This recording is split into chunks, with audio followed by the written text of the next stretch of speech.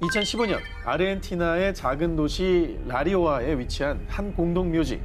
운영 시간이 끝난 후 여느 때처럼 관리 직원들은 순찰을 돌고 있었습니다. 그런데 그때 아니 뭐야? 아니 어떻게 이런 일이? 유리 박스에 담긴 인형들을 목격한 건데 정말 믿을 수 없게도 인형들이 눈물을 흘리고 있었습니다. 아이씨. 뭐 묻은 거 아니에요? 불가사의한 인형들이 발견된 곳은 한 소녀의 무덤가. 아이가 세상을 떠나자 아이의 부모님은 가족묘에 시신을 안치한 뒤 딸이 생전에 자주 가지고 놀았던 인형들을 유리박스에 담아 딸 곁에 놓아주었는데요. 그런데 그중 2개의 아기 인형에서 눈물 자국이 발견된 겁니다. 한 개의 아기 인형은 검은 눈물을, 또 다른 아기 인형은 마치 사람처럼 투명하고 맑은 눈물을 흘리고 있었는데요. 아이씨 얼마나 놀랬겠어요. 저 처음 본 사람 진짜 기절했겠네. 깜짝 놀랐지. 충격적인 모습을 목격한 묘지 직원들은 이 사실을 알리기 위해 곧바로 소녀의 가족들에게 연락했는데요. 아, 그 인형 설마 아직도 울고 있나요? 가족들이 이미 알고 있었던 거예요 그럼? 그때도 울고 있었던 건가요 그럼? 한 달 전 묘지에 방문했던 소녀의 엄마 역시 눈물을 흘리는 인형을 발견하고 크게 놀랐었다고 합니다. 근데 저는 이제 좀 의심을 할 만한 게 혹시 누군가가 저 인형을 꺼내서 장난을 친 게 아닌가. 공동묘지 관리자들의 말하길 인형들은 밀폐된 유리박스 안에 담겨져 있기 때문에 밖에서 볼 수는 있어도 직접 열거나 꺼내서 만지는 건 불가능하고요. 게다가 외부에서 박스를 열었던 흔적도 전혀 없었다고 합니다. 아, 이거 진짜 불가사의하다. 아우. 그 인형의 영혼이 이렇게 좀 들어왔나. 자, 이 사건이 알려지자 사람들 사이에서는 죽은 소녀가 인형 안에 들어갔다라는 괴담이 떠돌기 시작했고요. 심지어는 그 무덤에서 아기 울음소리를 들었어요. 묘지에 소녀의 유령이 있었다고요. 소녀의 무덤 근처에서 밤마다 아기 울음소리를 들었다는 괴소문까지 확산. 묘지를 찾는 사람들의 발길까지 끊어졌다고 합니다. 그 원인은 밝혀졌습니까? 어떻게 된 겁니까? 가족들은 인형의 눈물이 영적인 현상일 거라고 추측을 내놨고요. 딸이 정말 좋아하는 인형들인데 혹시 딸이 하고 싶은 말이 있는 걸까요? 하지만 그 이후에도 인형이 흘린 눈물의 원인은 밝혀지지 않은 채 소녀의 무덤 옆에 남겨져 있다고 합니다. 그냥 인형도 아니고 어린 딸이 아끼던 인형이니까 여기서 이런 일이 생기니 가족들은 마음이 정말 아플 것 같고 정말 그 딸이 뭔가 하고 싶은 말이 있지 않나라고 생각이 돼서 더 마음이 아프실 것 같아요. 들을 수가 없으니까.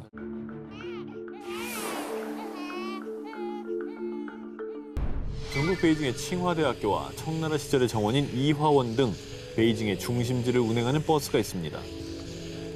그런데 2375번 버스에 아주 무시무시한 괴담이 있었다고 합니다. 1995년 11월 어느 늦은 밤 이화원에서 신혼부부, 청년, 그리고 한 할머니가 375번 막차에 올랐습니다.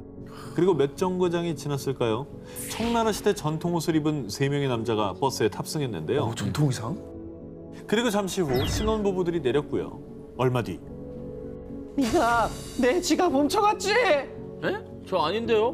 무슨 소리세요, 이 할머니가? 할머니는 다짜고짜 청년에게 시비를 걸었습니다. 청년은 황당해하며 따졌지만 할머니는 크게 역정을 내면서 당장 내리라고 했죠. 그런데 내가 자네 목숨을 구한 거야. 못 봤지? 아까 그 3명 다리가 없는 귀신이었어.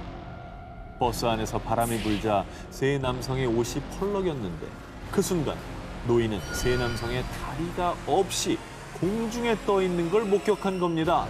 그래서 귀신임을 알아채고 청년이라도 데리고 내리려고 일부러 난동을 피웠던 거라고 했습니다. 그런데 정말 귀신들이었던 걸까요? 그날 밤 청년과 노인이 탔던 375번 버스가 갑자기 사라졌다는데요. 버스가 실종되고 이틀 뒤 사라진 375번 버스가 종점인 베이징 샹산에서 무려 100km나 떨어진 한 저수지에서 발견됐는데요. 진짜? 정말 안타깝게도 버스 안에 운전기사와 버스 안내원이 숨진 채 발견됐다고 합니다. 와. 그리고 정말 끔찍한 게 공안이 버스의 연료 탱크를 열어봤더니 그 안엔 사람의 피가 가득 채워져 있었다고 합니다. 아, 뭐야? 그 할머니 아니었으면 청년도 아마 같이 납치해가지고. 납치가 됐겠네요. 그럴 수 있는 거죠. 근데 왜 저수지 안에 그 버스가 들어있지? 그게 완전 저승으로 가는 버스였나 보다. 그러니까 저승사소였나 봐. 이게 바로 중국 4대 괴담 안에 들어갈 정도로 중국인들 사이에서 유명한 괴담이라고 합니다. 그래서 몇몇 용기 있는 누리꾼들은 괴담을 직접 체험해보기 위해 375번 막차에 탑승해보기도 했는데요. 네? 이상하게 도로 풍경이 평소와 다르게 음산해 보인다. 버스 안에서 이상한 기운이 느껴지는 기분이라는 후기를 올리기도 했습니다.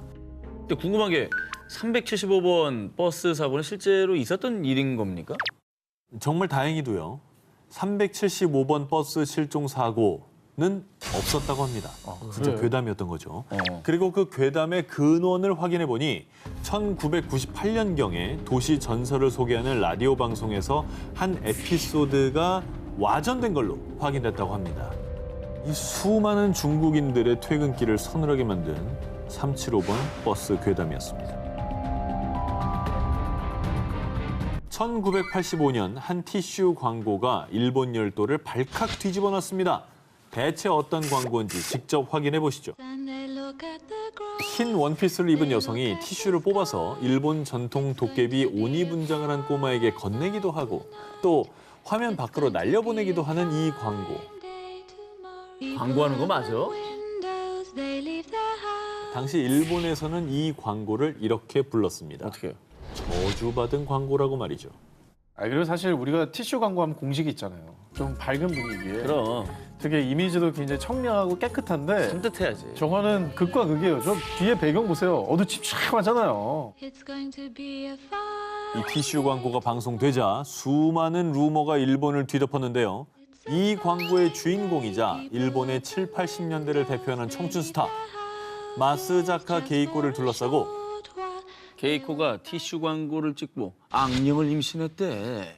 광고를 찍은 뒤 그녀가 도깨비 악령을 임신하게 돼 정신병원에 입원했고 이후 병원에서 목숨을 끊었다는 끔찍한 소문이 퍼졌고요. 헐. 이뿐만 아니라 도깨비 분장을 했던 꼬마는 3일간 이유 모를 악몽에 시달리다가 교통사고로 세상을 떠났고 또 한 카메라 감독은 사우나에서 기계 고장이 발생해 목숨을 잃었다는 소문도 돌았습니다. 헐.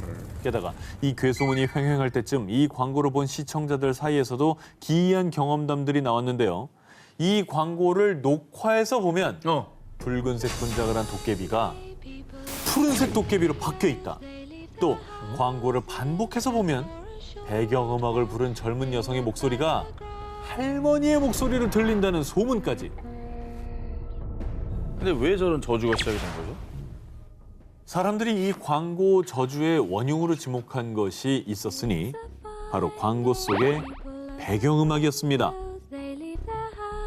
1983년 영국 뮤지션 제인이 부른 It's a Fine Day가 사실은 악마의 음악이라는 겁니다. 이 노래가 외국에서는 악마를 부르는 노래로 불리고 또한 기분 좋은 하루를 노래하는 가사와는 달리 그 속에 숨겨진 메시지는 끔찍하게도 한 명씩 저주하겠다라는 의미를 담고 있다고 합니다. 음악이 스산한 게 좀 문제인 것 같아 나는. 이게 좀 밝고 청량한 걸로 했으면 안 됐을까? 그러니까 네. 그런데 말입니다. 이 저주받은 광고에 대한 또 다른 반전. 이 모든 이야기들은 루머, 도시 괴담인 것이 밝혀졌다는 겁니다. 도시 괴담의 주인공이었던 마스자카 게이코도 그리고 도깨비 꼬마, 제작진 모두 신변의 문제가 없었다고 합니다. 게다가 문제의 광고 음악 It's a Fine Day에 관한 괴담 역시 아무 근거 없는 루머였죠. 그러니까 아무래도 광고 느낌이 우리가 이전과 예상하는 거 너무 달랐기 때문에 무서운 괴담이 좀 만들어진 게 아닐까.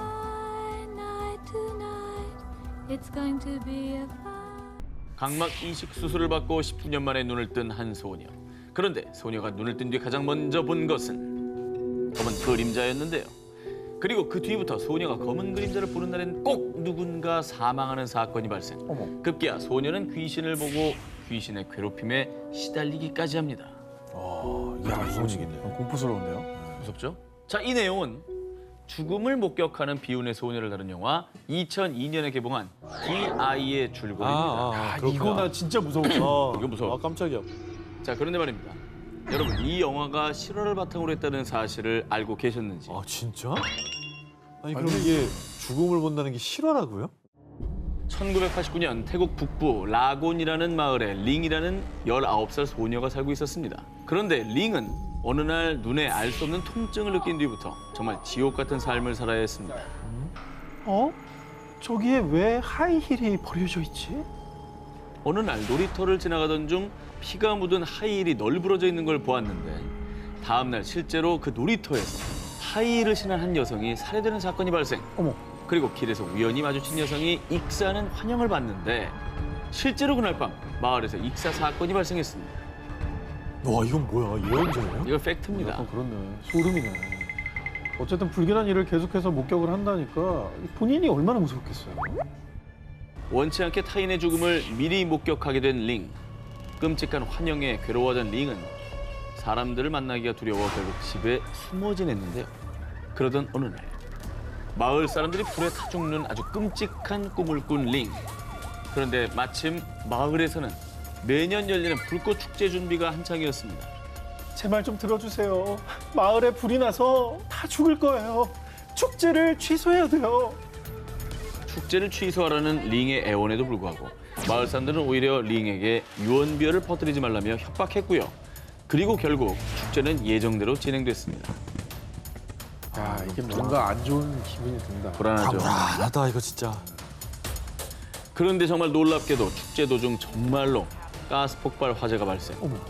그래서 결국 마을 사람 300여 명이 사망하는 참사가 일어나고 말았습니다. 와, 진짜 예언이 맞았네요, 링에. 그렇죠. 조금이라도 귀를 기울였다면 어떻게 좀 예방해 볼 수도 있었을 텐데. 안타까운 게 어쨌든 예고한 사람이 있었는데도 이걸 막지 못했다는 거잖아요. 그렇죠. 자, 그런데 말입니다. 살아남은 마을 사람들은 이성을 잃고 광기가 폭발, 링을 죽이기 위해 링의 집에 난입하는 사태까지 벌어졌는데 그런데 링은 자신의 죽음도 미리 예견했던 걸까요? 마을 사람들이 도착했을 때 링은 이미 스스로 생을 마감한 뒤였다고 합니다. 그리고 링의 유언장에는요. 제 시신은 기증하겠습니다. 그런데 내 말을 믿지 않은 당신들을 저주할 거야.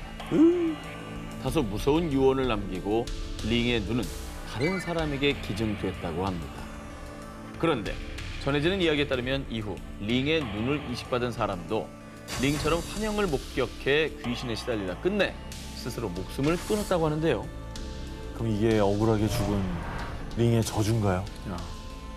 링의 저주가 담긴 죽음을 예견하는 눈. 어쩌면 지금도 누군가 링의 눈으로 죽음을 목격하고 있지는 않을까요?